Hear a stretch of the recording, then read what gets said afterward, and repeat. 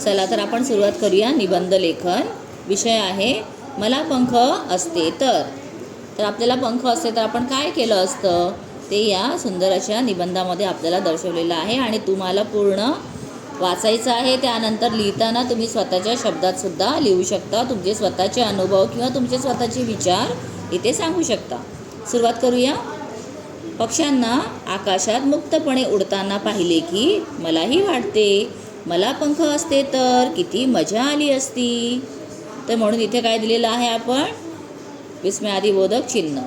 निळ्याशार आकाशात उंच भरारी घेण्याची इच्छा माझ्या मनात अनेकदा येते। इथे मला झला दोन य जोडायचं आहे आणि माझ्या करायचं आहे। मला पंख असते तर मी ढगांमध्ये विहार केला असता, म्हणजे उडालो असतो वर वर उंच आकाशात। डोंगर, नद्या, समुद्र, जंगले आणि सुंदर निसर्गाचे विहंगत दृश्य जवळून पाहिले असते। विविध शहरांना आणि ऐतिहासिक स्थळांना भेट देऊन नवीन गोष्टी जाणून घेतल्या असत्या। इथे तलया जोडायचं आहे, असत्या करायचं आहे। मी फक्त फिरण्यासाठी नव्हे तर इतरांच्या मदतीसाठी माझ्या पंखांचा उपयोग केला असता। म्हणजे फक्त आपल्याला उडायचं नाही आहे आकाशात, तर त्याचा काहीतरी उपयोग व्हायला पाहिजे पंखांचा। तो काय आहे तर पूर, भूकंप किंवा इतर नैसर्गिक आपत्तीमध्ये अडकलेल्या लोकांपर्यंत अन्न, औषधे आणि आवश्यक वस्तू पोहोचवल्या असत्या। आजारी आणि गरजू लोकांना तातडीने मदत केली असती।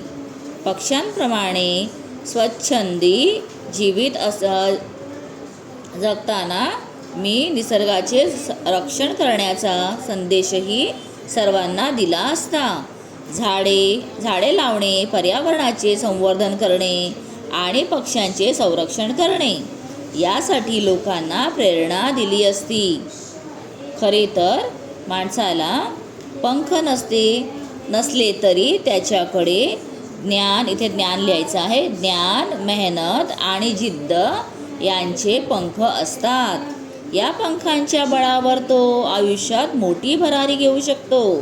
म्हणूनच मला पंख असते अशी तर हा विषय आनंददायी असला तरी आपल्या कर्तव्याच्या बळावर उंच भरारी घेणे अगदी महत्त्वाचे आहे। ठीक आहे, तर काही इथे करेक्शन आहेत ते मी सांगितलेले आहे, ते तुम्ही नक्की करा। चला भेटूया पुढच्या व्हिडिओमध्ये। Bye bye.